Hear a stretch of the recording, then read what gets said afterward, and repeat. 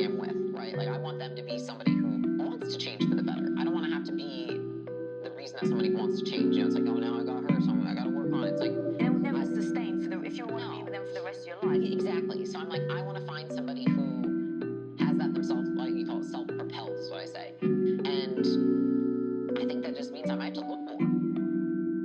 That's what I thought. I was like, these are a lot of things that I'm looking for, because I had worked so much on myself that I felt like, hey, I want somebody who can kind of like be on the same page. And so it wasn't until I met Alex, and then I met him, and we went on our first date. I remember I went home that night, and the only thought that I was left with after going on a date with him was, I just want to keep talking to him. Like, I'm so interested in him. And even if we don't keep dating, I hope we can be friends. Like, that was what I was really thinking, because I was just like, I just really liked being around him. And I went home and I looked at that list and I was like, I literally think he fits it all. And that was when I was like, you should keep dating this guy. I think that oftentimes, you know, it's like, what's the question? Are you the person that the person you're looking for is looking for? And I think that that's one thing that we can't be blind to is, does the person we want us back, want us back, want us back? And I think I was really cognizant, I was really self-aware enough of where I was at. It's like, I'm not gonna find somebody who's like got it all figured out, because I don't either. But I'm like, we're really fast work in progress right now. And so I want somebody else who is. Yeah, 1000%, I love that. So when you meet Alex, he's a very, I wanna say strong man. Yeah. And I don't necessarily just mean physically, but like his presence. Yeah. I would label him as an alpha male, Yeah. but I also think of you as an alpha female.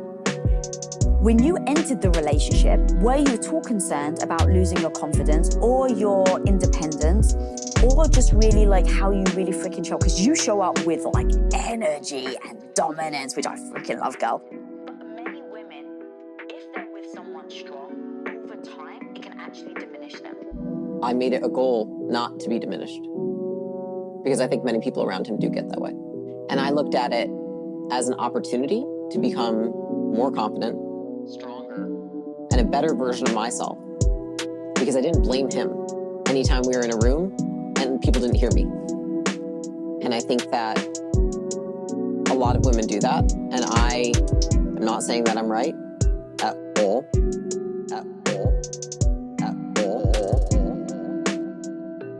But what worked for me, and what I'm actually really fucking glad that I did, is that I didn't say, I wish he was quieter, I wish Alex wouldn't talk so much, I wish he wasn't going to be so powerful.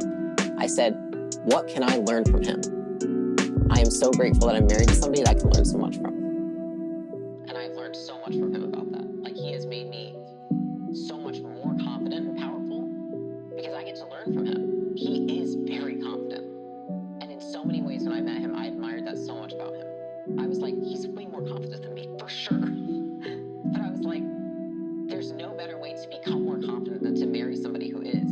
And I really have taken so much from him in that way. Did you know how many people do the opposite though?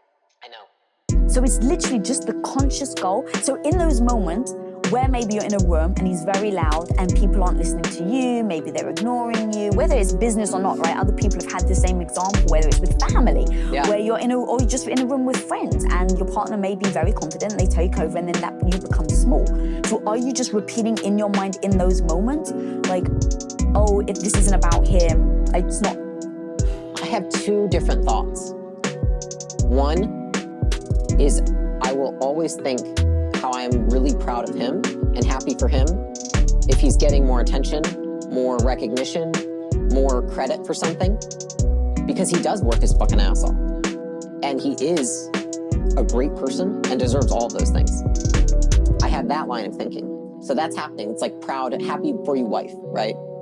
The other line of thinking I have is, if people aren't listening to you and they need to hear it from him, what do you need to change about how you deliver this message?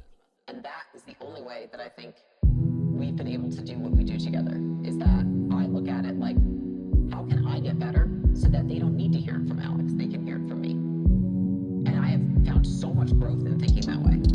And I think every time we blame our partner, you're stealing an opportunity from yourself to learn and grow. And I think that took me a few years to figure out, but when I did, it just unlocked everything for me. And I feel